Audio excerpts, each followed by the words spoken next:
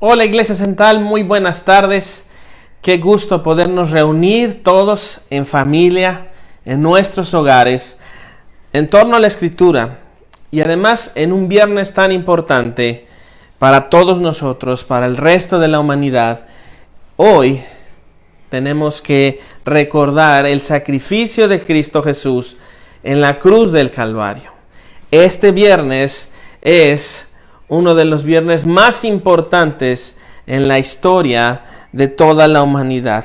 Así es que hoy vamos a tomar un tiempo para estar en la Escritura. Así es que le pido a los hombres que convoquen a sus familias y que convoquen a sus esposas, a sus hijos y vengan a estar juntos en la Escritura y vayamos todos a mirar lo que sucedió cuando Cristo Jesús estuvo entre nosotros, caminó entre nosotros y hoy celebramos y recordamos el sacrificio de Cristo Jesús en la cruz del Calvario. Así es que hablaremos hoy en este mensaje titulado El poder de la cruz.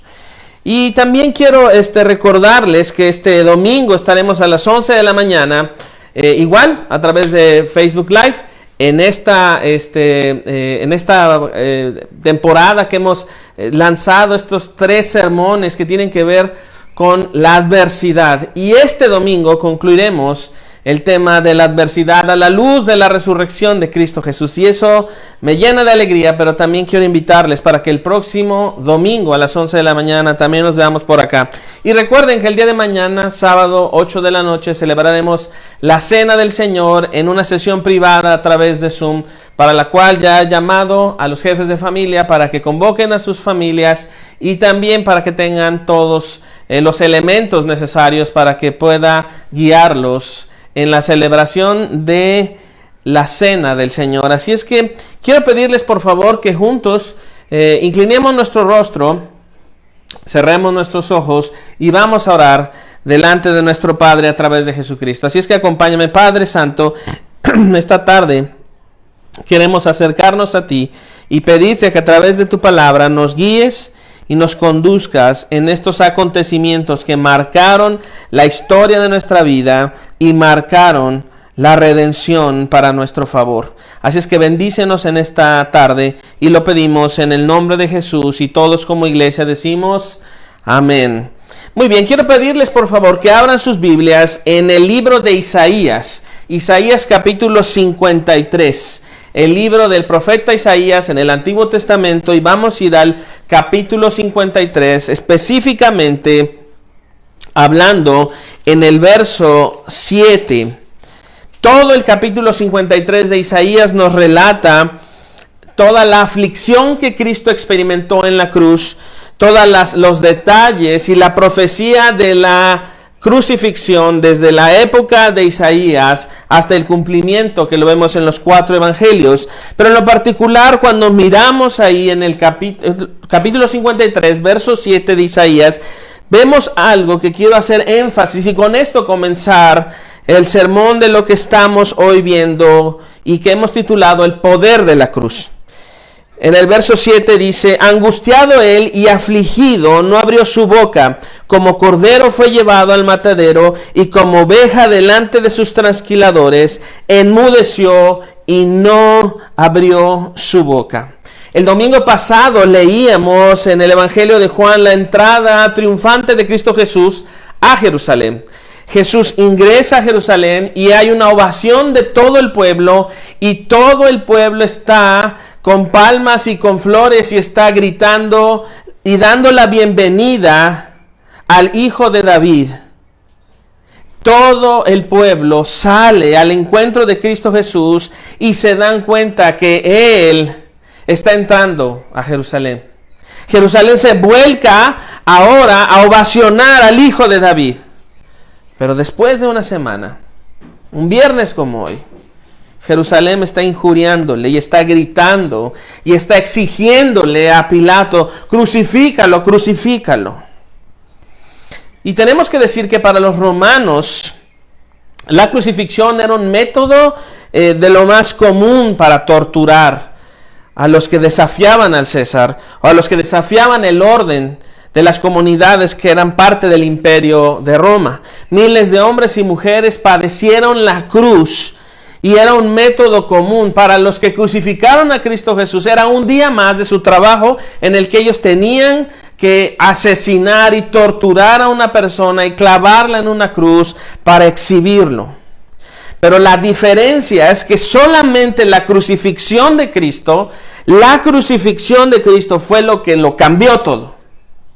Y esto es algo que tenemos que tener como iglesia muy claro, porque Jesucristo, al ser crucificado, al experimentar el dolor de la cruz, su experiencia dolorosa cambia toda nuestra oportunidad delante de Dios.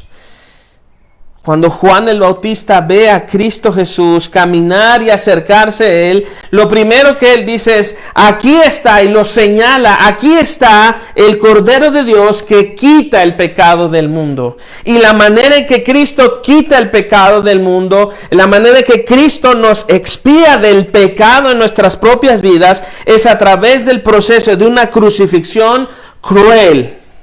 Que aunque Cristo experimenta un mecanismo de tortura común en Roma, no quiere decir que su crucifixión sea común, sino es única, verdadera. Es algo que parte la historia e identifica el inicio de nuestra redención y abre las puertas a un nuevo pacto en Cristo Jesús.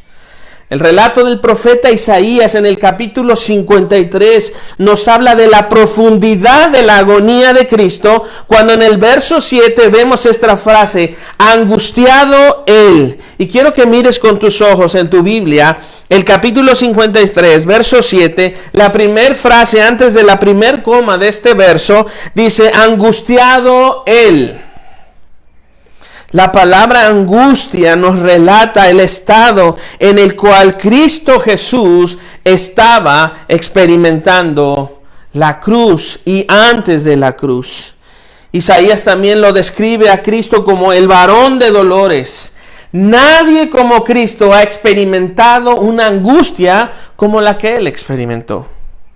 Y esto es algo que nos tiene que poner en un contexto de la persona de Cristo, sí, pero también en un contexto de lo que Él estaba experimentando en el interior de su persona. Cristo completamente hombre, completamente divino, está experimentando la angustia que ningún otro hombre ha experimentado en la historia de toda la creación hasta nuestros días y después de nuestros días. Nadie experimentará tal angustia. Y en esto quiero poner este tiempo en la palabra, amada iglesia, porque la angustia de Cristo, la angustia que Cristo experimentó en el pasado, en una cruz, desde el Getsemaní, es hoy nuestro gozo y nuestra esperanza. Y eso es algo que hace única la crucifixión de Cristo. Por eso el poder de Dios hemos titulado esto. Los 4 evangelios nos relatan y nos dicen la narrativa de lo que ocurrió cuando Cristo estuvo clavado en la cruz. Todos coinciden, los 4 evangelios coinciden. De estos 4 evangelios, 3 autores podemos decir que estuvieron frente a la cruz. Aunque Lucas no estuvo, Lucas también relata lo que sucedió. Así que quiero pedirte, por favor, que me acompañes ahora al Evangelio de Mateo. Mateo, capítulo 26, versos 37 al 39. Mateo, capítulo 26. Mateo 26, versos 37 al 39. Y con esto vamos a leer el progreso de la agonía, de la angustia de Cristo Jesús en la cruz. A mí es algo que me mueve el corazón, algo que transforma mi entendimiento, algo que convence mi corazón cada vez que paso por aquí en cualquiera de los 4 evangelios o en Isaías 53 y miro la realidad de lo que sucedió y el cambio trascendental de todo lo que tiene que ver con la cruz de Cristo. Cuando miramos ahí en el verso 37 dice, Mateo capítulo 26, verso 37 dice, y pusieron sobre su cabeza su causa escrita, este es Jesús, el Rey de los judíos. Jesús ya había sido crucificado y ponen por encima de su cabeza una inscripción en la que están diciendo, este es Jesús, el Rey de los judíos. El verso 38 nos dice, entonces crucificaron con él a 2 ladrones, uno a la derecha y otro a la izquierda, y los que pasaban le injuriaban meneando la cabeza. Los que antes habían gritado la semana pasada, bienvenido el Hijo de David, hoy le injurian y mueven la cabeza en señal de desaprobación, en señal de que él no puede hacer nada. En señal de que es un loco que está ahí en la cruz y que no tiene nada que hacer. Cuando nosotros miramos esto, estamos viendo la angustia de Cristo.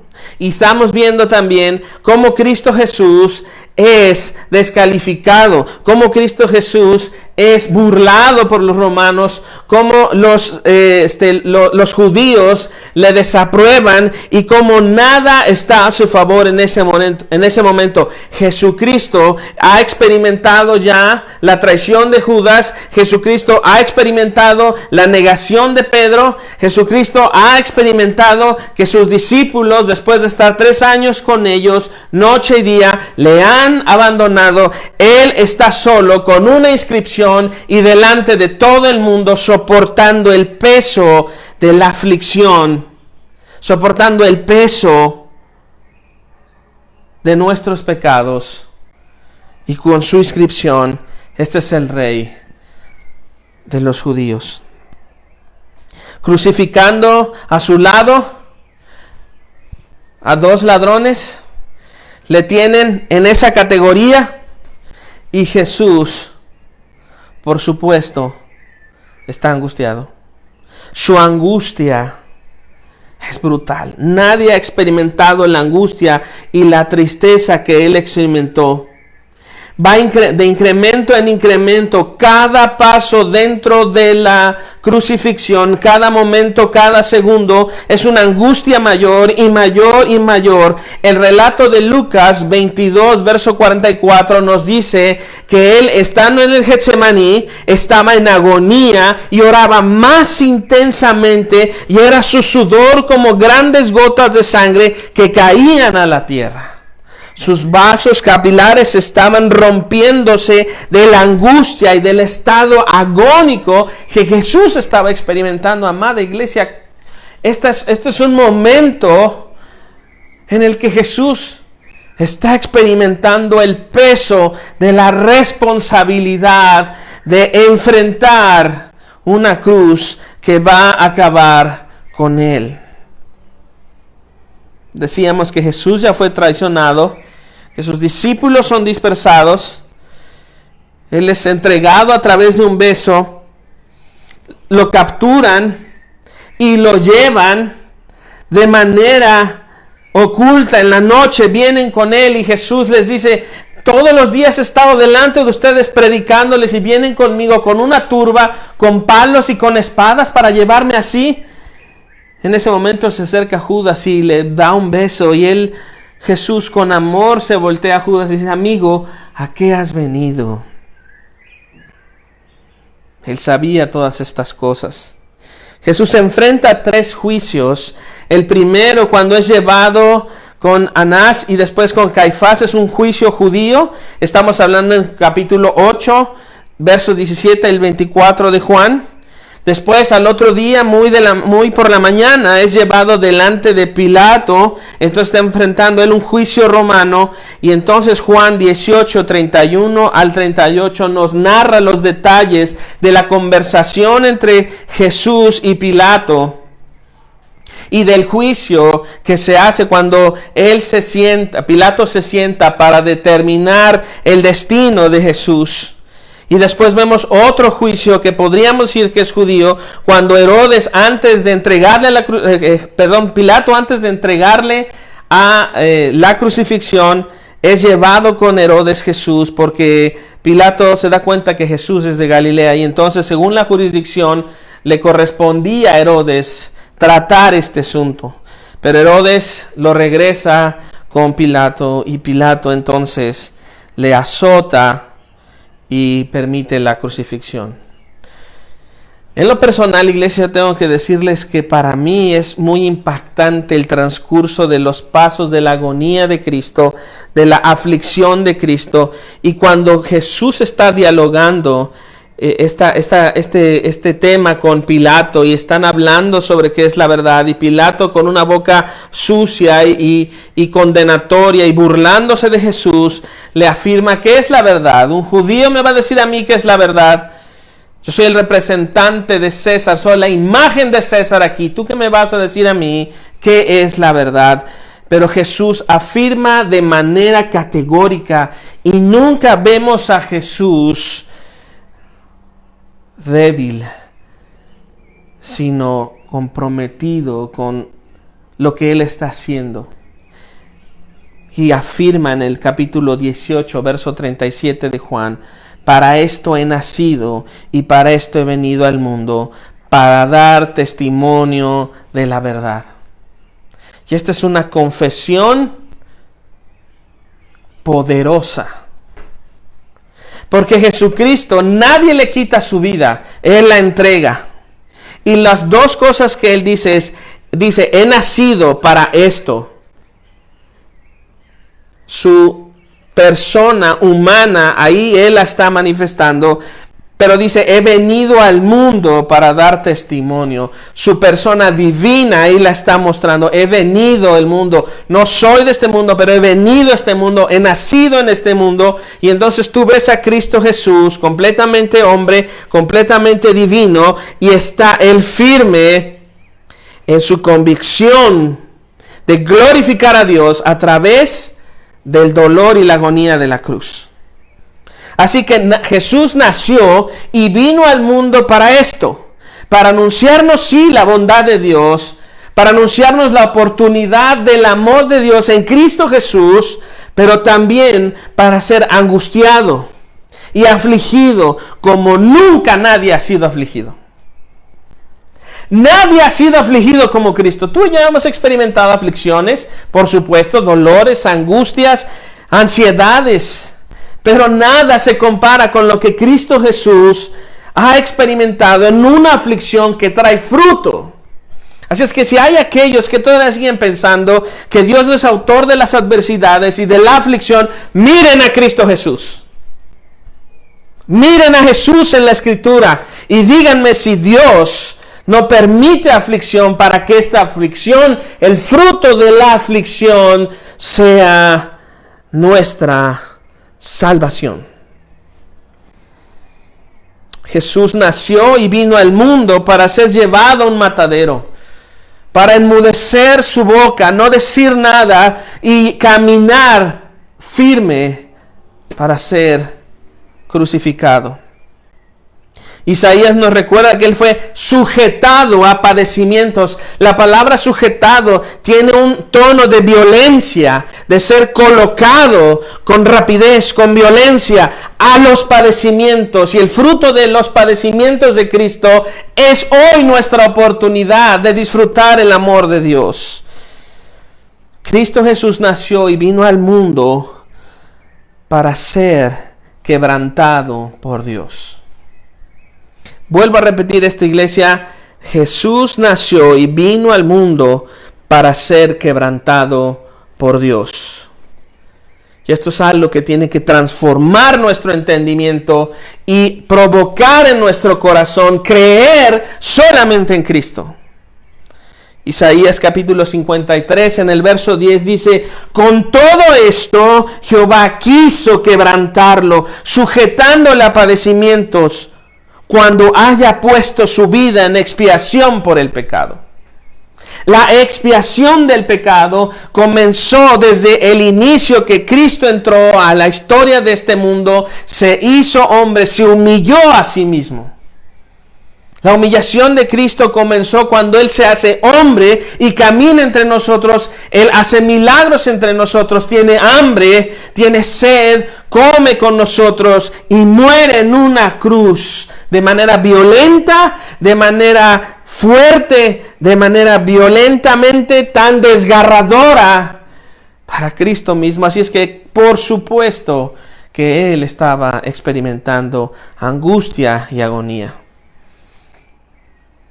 Y el autor del quebrantamiento de Cristo es Dios. El autor del quebrantamiento de Cristo es Dios. Y haciendo un paréntesis conforme a lo que estamos mirando en estos días y entendiendo el propósito de Dios para nosotros a través de una contingencia mundial que nos está arrojando a nuestros hogares y aprender a convivir como familias. Y entender que todos estamos necesitados de un Salvador.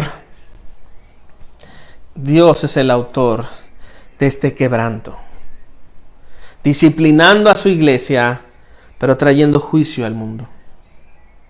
Así es que si tú estás lejos de Cristo Jesús y hoy no tienes una respuesta de lo que está pasando, déjame decirte que el padecimiento de Cristo en un día como hoy, la agonía y la angustia de Cristo en un día como hoy, Él clavado en la cruz, es tu oportunidad para conocer a Cristo Jesús. Es tu oportunidad para conocer al Padre. Jesús, estando en esta tierra, dijo: nadie viene al Padre si no es por mí. Yo soy el camino, la verdad y la vida. Dios quebró a su Hijo para que tú tengas una oportunidad en su amor y en su gracia. Otro momento que para mí ha marcado mi vida en el relato de la crucifixión es en Juan capítulo 19, verso 17. Así es que acompáñame ahí. Vamos a estar entre Juan, Mateo e Isaías. Entonces ahora acompáñame a Juan capítulo 19, verso 17. Decíamos que Jesús habló con Pilato. Decíamos que Jesús tuvo esta conversación, la verdad. Decíamos que Jesús le dice a Pilato que no tiene ninguna autoridad si no le ha sido dada del cielo. Decimos que Jesús le dice a Pilato en el momento preciso: yo para esto he venido, para dar testimonio a la verdad. Y cuando Jesús es azotado, presentado entre las personas, yo veo algo en esto. Pilato saca a Jesús. Jesús ya tiene corona de espinas. Jesús ya viene muy mal. Se podrían escuchar las gotas de sangre que Jesús estaba derramando en el suelo. Se podía mirar que había un camino de sangre después de que Jesús tomaba pasos. Y cuando Pilato los saca frente a todos y les dice: aquí el hombre, lo que les está diciendo es: aquí está el espectáculo, lo he azotado, lo tengo así. Y yo creo que esto es una cuestión en la que él buscaba que quienes gritaban que lo crucificaran, simple y sencillamente por ver el estado en el que Jesús estaba, dijeran: no, ya, esto es mucho. Y su grito fue mayor: crucifícalo, crucifícalo. Juan capítulo 19, verso 17 dice esto: y él, cargando su cruz, salió al lugar llamado de la calavera, y en hebreo Gólgota. Esto es algo que a mí me transforma, me pone en un estado de alerta, pone toda mi atención en esta frase, Él cargando su cruz. Amada iglesia, necesitamos mirar la amplitud, el margen, la relevancia de que Cristo mismo toma su cruz para salir de la ciudad santa en dirección al Gólgota. Este lugar donde había que crucificar a Cristo no estaba dentro de la ciudad, sino había que salir, y Él mismo toma su cruz. Él no huye de la adversidad a la que Dios le está arrojando.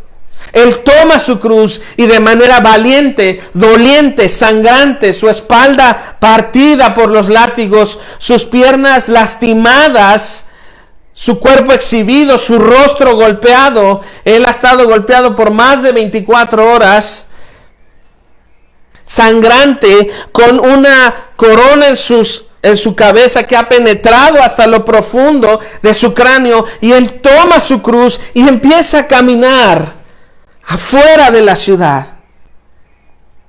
Amada iglesia, esto nos hace referencia a Deuteronomio en el capítulo 21, hablando sobre el día de la expiación. Y debemos recordar que el sacerdote tenía a un cordero que sacrificaba por los pecados.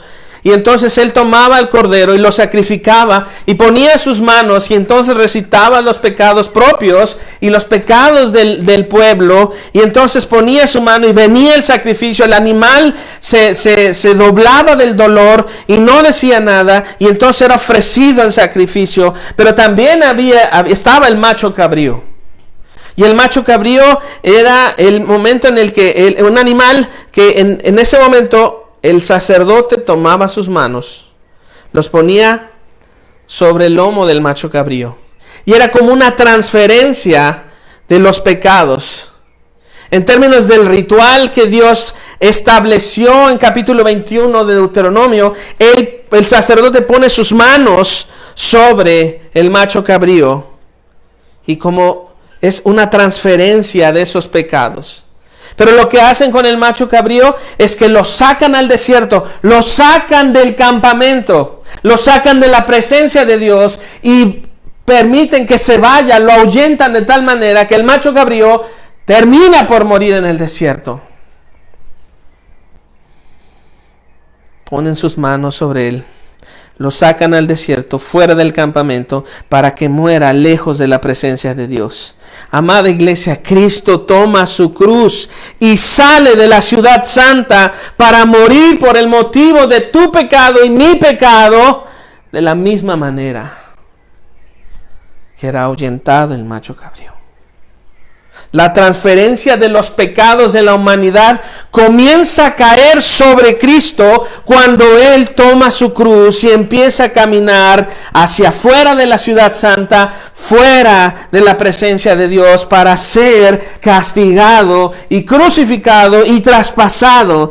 Era necesario que el portador del pecado muriera como evidencia para apartarnos del pecado. Amada iglesia, necesitamos entender esto a la luz de la Escritura y del tiempo en el que estamos. Toda la gloria de la cruz se ve en la persona de Cristo. Bendita cruz. El poder de la cruz que nos libra del pecado. No el elemento de la cruz, sino quien fue cargado sobre la cruz. Nos libra del pecado. Y el apóstol Pablo en Gálatas capítulo 3 versos 13 y 14 nos dice: Cristo nos redimió de la maldición de la ley, hecho por nosotros maldición, como es porque está escrito: maldito todo el que es colgado en un madero. Y el verso 14 sostiene: para que en Cristo Jesús la bendición de Abraham alcanzase a los gentiles, a fin de que por la fe recibiésemos la promesa del Espíritu. ¡Oh, qué grande panorama Jesús nos abre! Todas las puertas del cielo son abiertas a través del sacrificio de Cristo, para que tú y yo tengamos una esperanza en esta tierra, para que tú y yo testifiquemos a otros de que el Evangelio es poder de Dios para salvación, y que otros vengan al conocimiento de Cristo, porque Jesús, amada iglesia, pongamos atención en esto, Jesús acaba con la maldición del pecado, él mismo haciéndose maldición.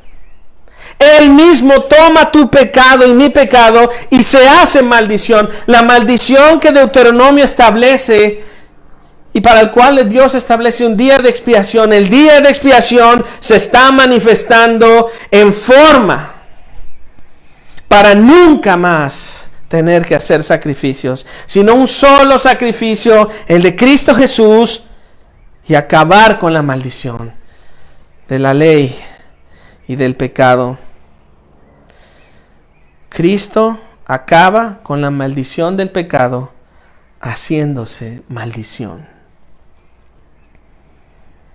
Tu pecado y mi pecado generan maldición. Y Dios quebranta a su Hijo. Y su Hijo toma ese quebranto. Y su Hijo es puesto en maldición. Para que podamos tener acceso al Padre.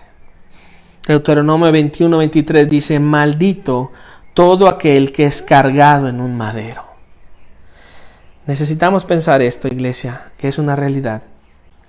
Dios permitió que a través de una semilla fuera plantada en la tierra, creciera un árbol, se hiciera madera, y esa madera iba a cargar a su creador. Esto es transforma la vida. Si la madera pudiera hablar, es cómo estoy cargando a mi creador. Maldito todo aquel que es colgado de un madero.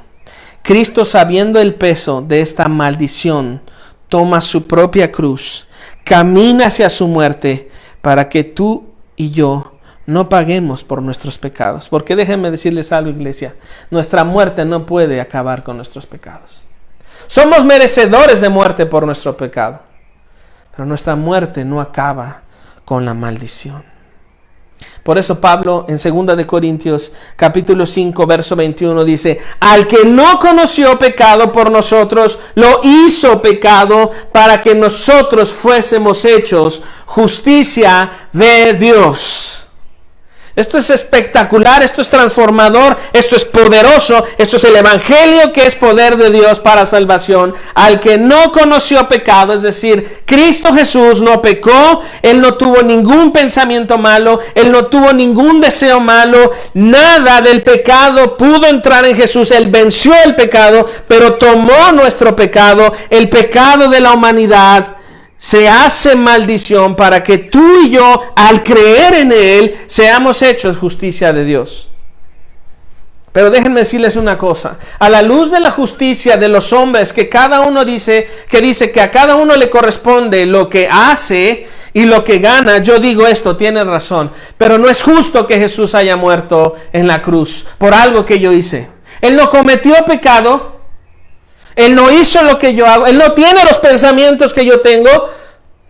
Él no tuvo ni tiene las malas intenciones que yo tengo. Y aún así va y camina y toma su cruz y va al Gólgota y permite que lo atraviesen.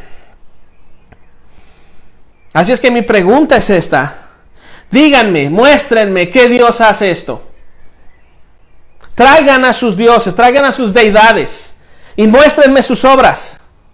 Díganme qué deidad muere por sus seguidores. Díganme qué deidad quita el pecado.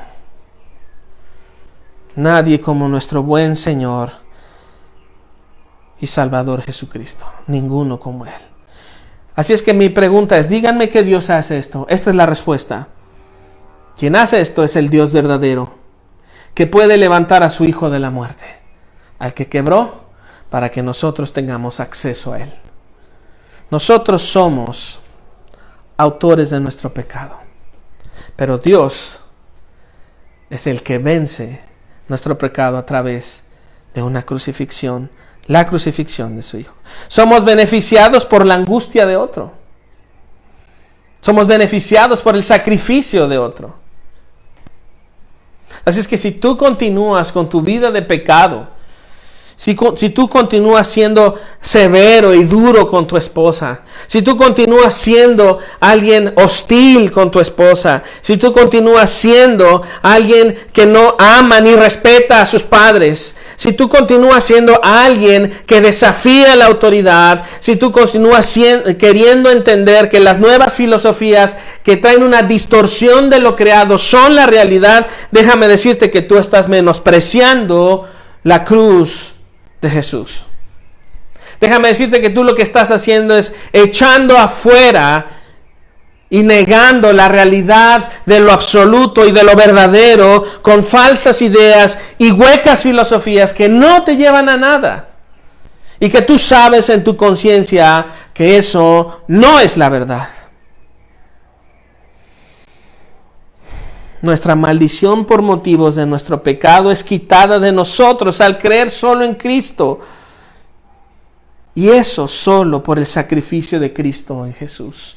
Solamente por creer en Cristo, solo Cristo es nuestra esperanza.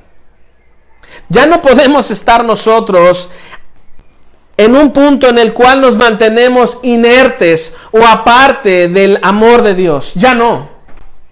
Y sabes que si tú eres de estas personas que se la pasa solamente mirando cuáles son los errores de la iglesia para justificar por qué no te acercas a Dios, déjame decirte que lo único que estás evidenciando es que tú no amas a Dios. Que tú estás lejos de Él y quieres estar en ese estado de manera consciente, sabiendo tu necesidad y que estás negando la posibilidad de conocer al Dios verdadero. Sí, la iglesia es imperfecta. Los pastores somos imperfectos.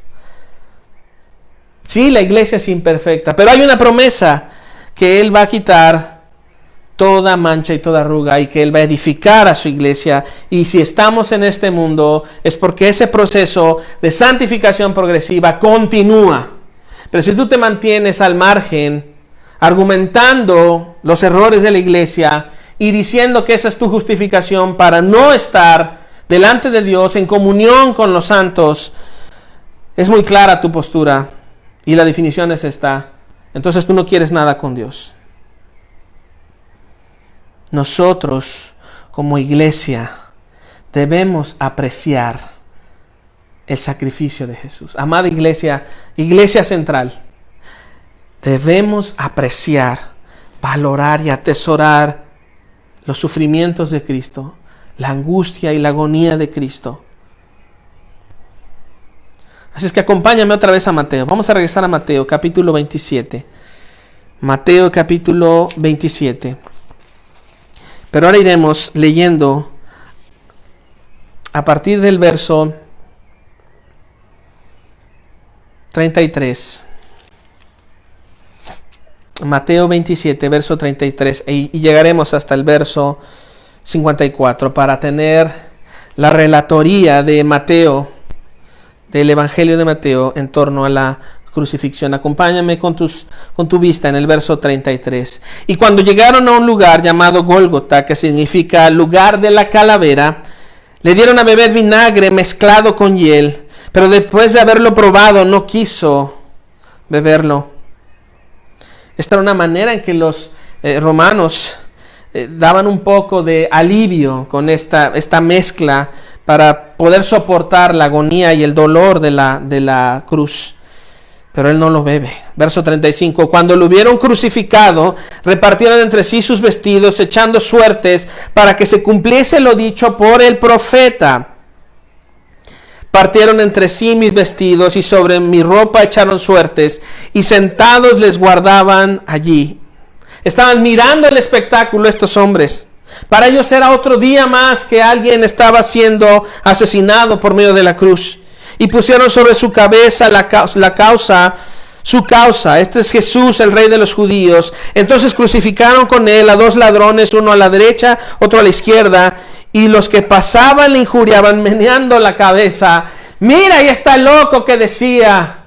Mira, ahí está el loco que vino y entró a Jerusalén la semana pasada.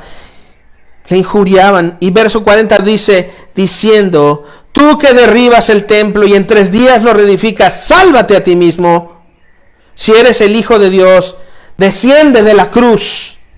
De esta manera también los principales sacerdotes, escarneciéndole con los escribas y los fariseos y los ancianos, decían: a otro salvó, a sí mismo no se puede salvar. Si es el Rey de Israel, descienda ahora de la cruz y creeremos en él. ¿Cómo nos parecemos a estos hombres?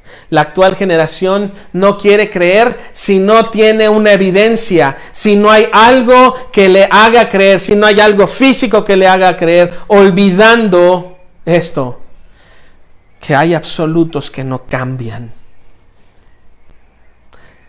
La innovación pretende quitarnos la realidad de lo absoluto. Lo cierto es que absolutamente Jesús estaba padeciendo en la cruz para que inclusive estos que le injuriaban pudieran tener una oportunidad en el amor de Cristo, y aún así no lo hacen. Verso 43, confío en Dios, líbrele ahora si le quiere, porque ha dicho: soy hijo de Dios. Con esta boca se burlaban del verso 44. Lo mismo le injuriaban también los ladrones que estaban crucificados con él. Y desde la hora sexta hubo tinieblas sobre la tierra hasta la hora novena. Pero miren la fuerza del verso 46, y aquí es donde quiero que pongamos atención. Cerca de la hora novena, Jesús clamó a gran voz diciendo: Elí, Elí, lama sabactani. Esto es: Dios mío, ¿por qué me has desamparado? Amada iglesia, el escenario es este. Cristo está clavado en la cruz. Él ya no tiene una figura humana. Su rostro ya no es humano. Es una masa de carne golpeada. Seguramente la cantidad de sangre ya había sido derramada sobre la cruz. Ya había charcos de sangre. Ya no había manera humana en Jesús. Él está desnudo, ridiculizado, injuriado por los judíos, ridiculizado por los romanos. Él está recibiendo en ese momento, clavado en la cruz, él está recibiendo la culpa y el peso del pecado. Tus pecados y mis pecados, pasados, presentes y futuros, están cayendo sobre la persona de Jesús. Esto es un espectáculo, esto es una escena que cambia la historia de la humanidad. Cristo está experimentando el peso infernal de la maldición del pecado sobre sí mismo. Una mejor, diría yo, descripción o definición del pecado es que el pecado es un insulto, es una agresión contra Dios. Toda esa agresión está cayendo sobre Jesús. Es decir, Cristo está maldecido en la cruz. Pon esto en tu mente, iglesia. Entendamos esto en nuestro corazón. Cristo está maldecido en la cruz.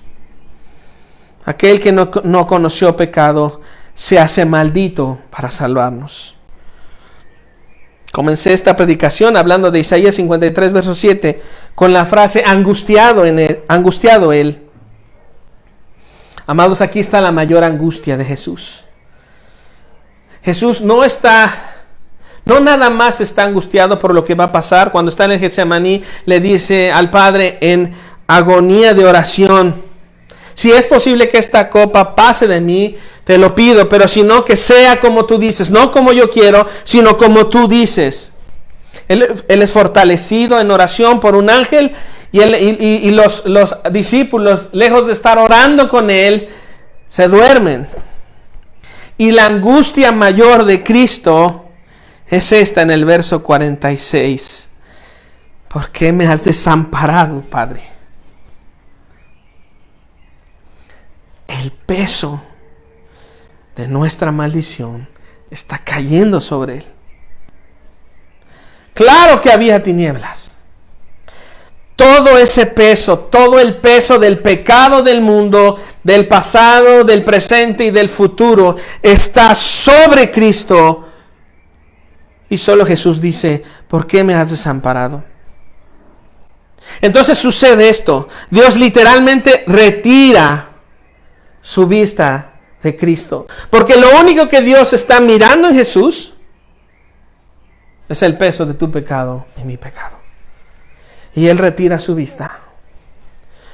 Y la mayor angustia de Cristo no es estar clavado en la cruz, sino que el Padre quita su rostro de Él. Entonces vienen estas tinieblas que caen sobre Cristo. Literalmente Dios apaga las luces. Él retira su rostro de su Hijo. En la cruz, Cristo es la encarnación del pecado. Cristo es separado de Dios por motivo de tu pecado y de mi pecado. Dios maldice a su Hijo por nuestro pecado, el inocente por los culpables. Amada iglesia, si esto no nos transforma,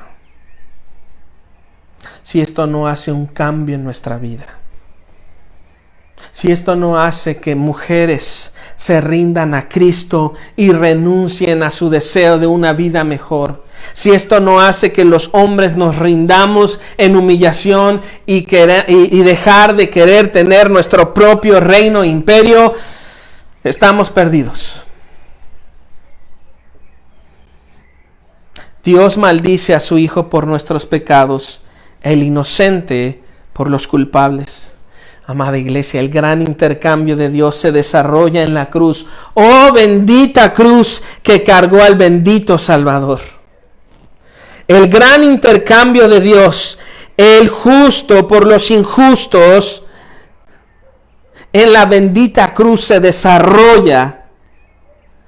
El Salvador es cargado en una cruz, cargando el peso de nuestros pecados y la culpa mía y tuya.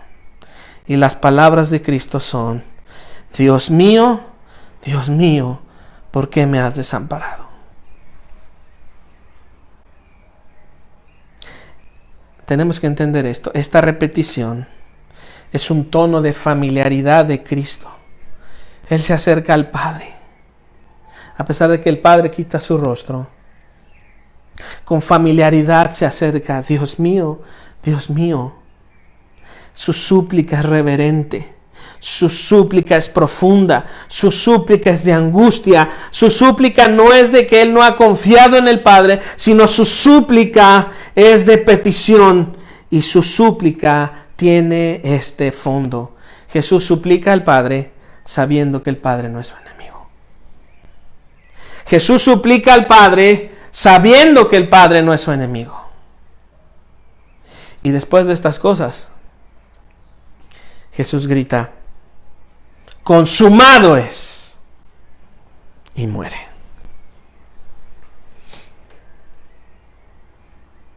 Muere. Verso 50 del capítulo 27 de Mateo. Mas Jesús, habiendo otra vez clamado a gran voz, entregó el Espíritu. Y he aquí el velo del templo se rasgó en dos, de arriba abajo.